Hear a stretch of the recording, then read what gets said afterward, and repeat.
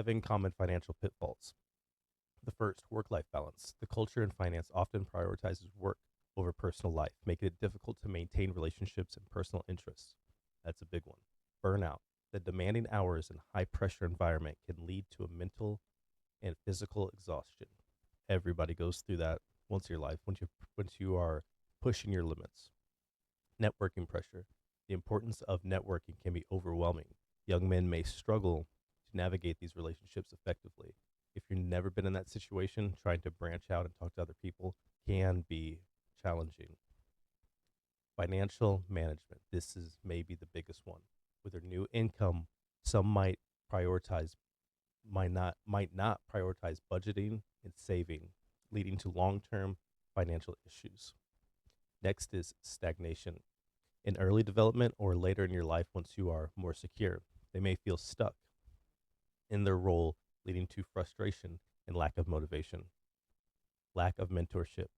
Those that have their lives in order, they go without guidance, which may lead to missed opportunities in growth and learning.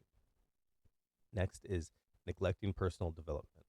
Focusing solely on your technical skills can lead to a lack of soft skills that are crucial for long-term success. So these are those 7 common pitfalls. So going back to the first one, work-life balance. That one right there is the hardest thing to actually solve when you are starting a family. You have other people in your life that you are trying to make happy, and you're balancing that work life. And it is a very, very hard thing to do. And the hardest thing about it is to articulate to your loved ones why you're doing what you're doing and giving them that ultimate goal and that path. So most people, they think about work-life balance in the daily work or the monthly. Some may push it out to a year. But what I find to be most advantageous thing to do is to push it out to like 20-year span. So if you have a girlfriend or a wife, if you talk to them like, hey, just look at it in 20 years. So if I work really hard for these next 6 years, the 14 on the back end are going to be super nice.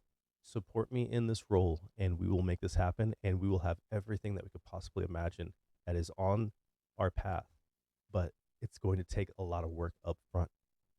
If you give that bigger time horizon, that will help out tremendously, trust me. And it'll help you out. Even if you're a single guy working your tail off, it's like, okay, maybe if I just put down the video games, stop watching crazy podcasts or YouTube or Netflix and wasting time, if I put in the work right now, then I can receive way more in the future. What I always like to say is if you make 20% more than you're making right now, just on the weekends or on a side gig or whatever, do that for 4 years, you have made your whole salary for 1 year. So basically 4 years becomes 5 years of financial gain. And that is crazy. That is very simple to do. And that is just the beginning. Next, you have burnouts. So everyone thinks of burning out as a bad thing.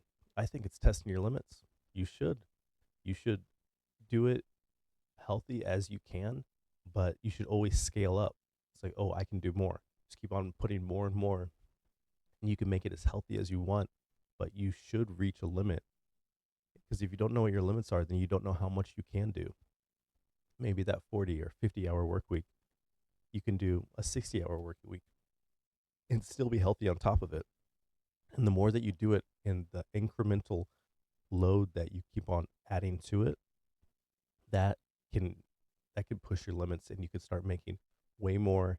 And there's a healthy way to do it. But yes, you will reach that burnout where you will be physically and mentally exhausted, and then you're like, okay, maybe that is too much. Or how can I fix myself from being frustrated in the environment that I'm putting myself into? Networking pressure. So if you haven't been there, it's going to be uncomfortable. Just how it is. Once you get that promotion and you start working for someone that you've never worked for, or you're in an environment with people that are, because once you get promoted, then you are no longer the big fish in a small pond. So Now you are with other people that have been doing it for a lot longer than you, most likely, and they know more than you. That is okay. But as long as you do what you're supposed to do and you're respectful and you're a good person and you know your stuff, then sooner or later you will be one of those guys that is comfortable in the room that you're in, that you're uncomfortable in right now. Financial mismanagement. This is it. This is what everybody struggles with. This is why everyone's in debt. This is why no one has savings and no one invests or no retirement, none of this. Because we are in a world where we see everybody have what we want right now. And we don't know how they got it because no one puts in their story how they got it. Only thing you see is on Facebook of what they have, not how they got it. So this goes back to 101 budgeting. How much do I make a month? How much can I save a month? How much can I invest a month? Um, Pushing out a year or two to, oh, if I'm going to do this vacation, I'm not just going to put on a credit card. I'm not going to put Christmas on a credit card. I'm not going to put my birthday on a credit card. This is actually managing for the future. And this is why everybody messes up. It is financial mismanagement. Because once you start, you have one bad year, you have two bad years, and then you have a bad decade, and then it just keeps on going over and over and over, and you stay in perpetual debt. And that is the United States, perpetual debt. Stagflation, it's a solid thing. So when you start, if you get out of high school and you say you start a job, or you go to college, college wasn't for you. You get out and you start working a job, and then you blink and it's been 5 years, and you're on that same job. Doesn't matter what it is. If you're flipping burgers, if you're a personal assistant for somebody, if you're working at a car dealership, if you're a salesman, you've been doing the same thing for 5 years and you never got a promotion, and you've been in the same space. That is stagflation. That's early level. So, like late is you're in your career and you've hit a point where you've promoted, say as high as you can, and you're comfortable. That's another form of stagflation, because the older that you get, the more baggage that you get, the more costs go up, and so your paycheck has stayed the same for many years, but you have different expenses that keep on coming up, more expenses, kids, a wife, vacations, family issues. Family's getting older. You want to do nice things for people, but your paycheck has not went up. So people that are in jobs that they've reached their ceiling, per se, you can do more. Like, you will have more time, and you should be cultivating more skills along the way to not be in that stagflation kind of place. Because there are people like the civil servants that we talk about all the time. They reach caps, but you can do things outside of your career. Passions, like learn a passion. That passion one day could be another moneymaker and something that will keep you alive and young and like passionate. Next is lack of mentorship. So because we are all our false like prophets, because we are the best. No one's better than us, blah blah blah. Like, these people are crazy, especially people that have nothing and just hide behind the facade of social media and, oh, I'm doing this, I'm doing that, but at the end of the year, they're slaves to their own minds, because they are the type that they work, and at the end of the year they have nothing, because they have lack of mentorship. No one's told them that, hey, you're doing what everybody else is doing and probably a lot less than the average person, but they don't have that mentor to be like, you need to do more. Or they don't have the right mentors. They pick other people just like them to make them feel comfortable. So it's an echo chamber of what they're telling themselves. That's the only people they seek out.